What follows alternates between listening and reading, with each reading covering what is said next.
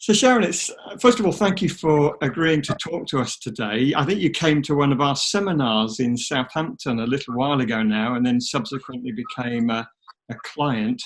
Could you tell us a little bit about your business or the activities of the company, and maybe why you decided to sell? What brought you to that sort of decision?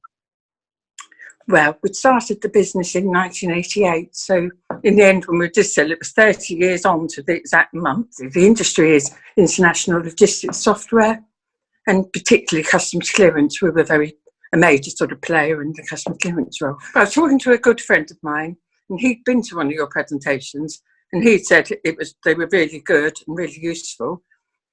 And so we did actually, attend one, and I thought you and the other David were really, it was really represented, and we were pleased that we'd gone. So we went ahead, and I'm really glad we did, because it gave me the opportunity to not have an emotional attachment to the whole thing, because that was taken care of by Kingsbrook. So what was it, Sharon, that brought you to the point of considering actually selling the business?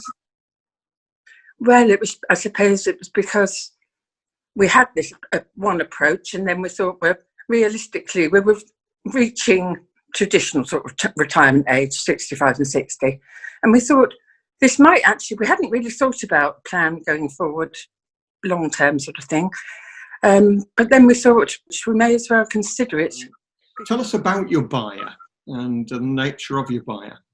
Our buyer is a very, very large Australian software company. During the last 2 years, I think they've acquired 27 smaller companies. So rather than have a presence in each of those, well, original presence in each of those, they've bought existing companies. So there's a lot of acquisitions in Europe. Yeah, so they've now got a global presence. Did you have much to do with them before this process? Not at all, no. We knew of them. They did actually have a UK office and still have. And we knew of them, but we didn't ever really come into competition with them. Because Tell me about the lead advisor role, because you mentioned Luke already. Obviously, one of the things that we're very strong on is that we hold our clients' hands all the way through the process. We attend every meeting, we manage every meeting with you, and get ready for those meetings. And a lot of the time that doesn't happen in our industry. But was that the case for you? Yeah, absolutely, yeah. We just always used to come up to the Kingsbrook offices, which obviously aren't too far away for us, probably half an hour, 3/4 an hour's drive. And Luke will have arranged sort of to, chair the meeting. There was always nice hospitality for us and for the potential buyers, buffet lunches and things. And Luke was very professional and took over completely and put me at ease. Whereas I think if I was having the meetings without Kingsbrook, it probably wouldn't have ran quite as professionally. Here's a question for you. What was the biggest surprise in the whole process? And maybe you could answer that, not just what was the most pleasant surprise, but perhaps what was also the most unpleasant surprise. Did anything shock you in the process? I think, if anything, how hard the due diligence work was once the process was agreed and, we'd started the ball rolling.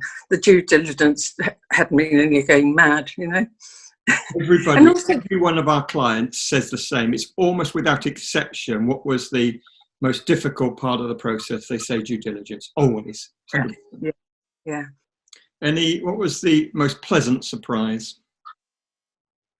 Not really a surprise, but I suppose getting the money. Yeah. No, and also they've been very nice to us, and Ian continues to work for them full time and on a very good salary. I've just worked for them as a consultant ever since on a very, very good hourly rate.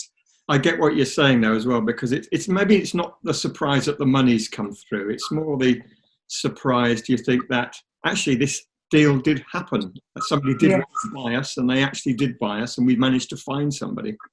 Yes, yeah. And all of our staff are still intact, and they've continued from the same offices and not flown anyone in. It's almost like we've just carried on as we were, but without the worry. The price we secured in the end was very satisfactory, and it's led us to be able to have a nice, comfortable retirement. Very good. Would you, and please be honest with this question, but would you recommend Kingsbrook? What are your thoughts about the team there? I would, totally, honestly, because, I mean, I've had, in fact, since then, Mark has said, would I mind speaking to a few prospects of yours that have said, oh, we'd quite like to speak to a previous buyer. And I've had about 4 conversations with potential customers of Kingsbrook, so hope they've come to fruition, I don't know. But they all sounded quite positive when I was quite positive to them, you know, so yeah. I think my recommendations were, and they were genuine, my recommendations. I wouldn't have, there's no point in doing it for no other reasons. So. Sharon, thank you so much for joining us today, and appreciate you taking the time out. Pleasure. Good.